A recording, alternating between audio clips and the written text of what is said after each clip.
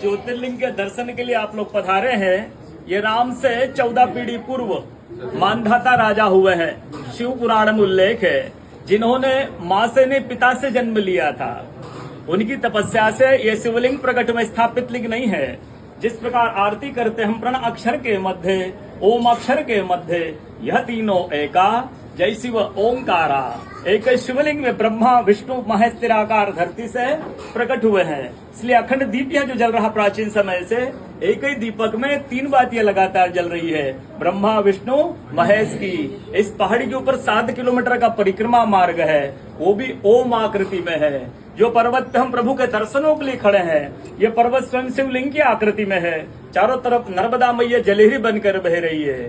पूरे 12 ज्योतिर्लिंग में शयन आरती होती है, लेकिन बाबा का विश्राम ओंकारेश्वर ज्योतिर्लिंग में है, तो उनके शयन के लिए झूला पल्ला चौपड़ पासे बिछाए जाते हैं। बाबा यहाँ विश्राम करके 3 बजे रात उठकर महाकालेश्वर जाएंगे, वहाँ स्नान करेंगे। इसलिए वहाँ का भस्म आरती प्रसिद्ध है, यहाँ का शयन आरती प्रसिद्ध है। शिव पुराण में भी कथा आती है, महिलाएं 16 सोमवार व्रत करती है, उसमें भी कथा आती है। क्या कथा आती है? प्रतिदिन भोलेनाथ आते हैं, माँ के साथ विश्राम करके ब्रह्म मुहूर्त में उठकर चले जाते हैं। एक दिन जब भोले बाबा माँ के साथ पधारते तो माँ पुजारी से पूछती, पुजारी हमें विश्राम के लिए जा रहे हैं, चौपड़ पासे में किनकी जीत होगी? पुजारी बोलते कि आज भोले बाबा जीतेंगे।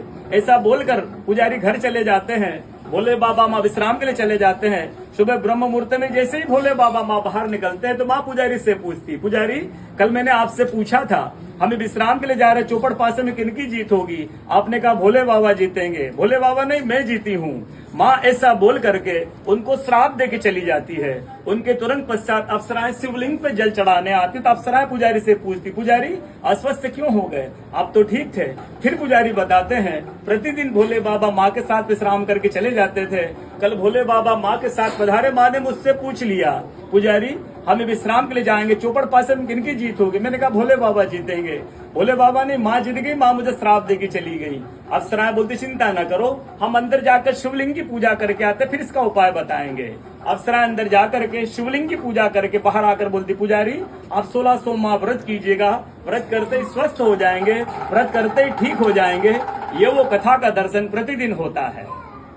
पूरे 12 ज्योतिर्लिंग 12 ज्योतिर्लिंग में ओंकारेश्वर ऐसा ज्योतिर्लिंग है जिसके दर्शन के पश्चात कोई महानदी का दर्शन होता है, जिसके तट को छूकर कोई महानदी बह रही है। आप काशी जाएंगे, गंगा जी दूर है। आप उज्जैन जाएंगे, क्षिप्रा जी दूर है। आप सोमनाथ जाएंगे, समुद्र है। लेकिन ओंकारेश्वर है ऐसा ज्योतिर्लिंग है जिसके दर्शन के पश्चात कोई महानदी का दर्शन होता है। वो महानदी है रुद्रदेहाज।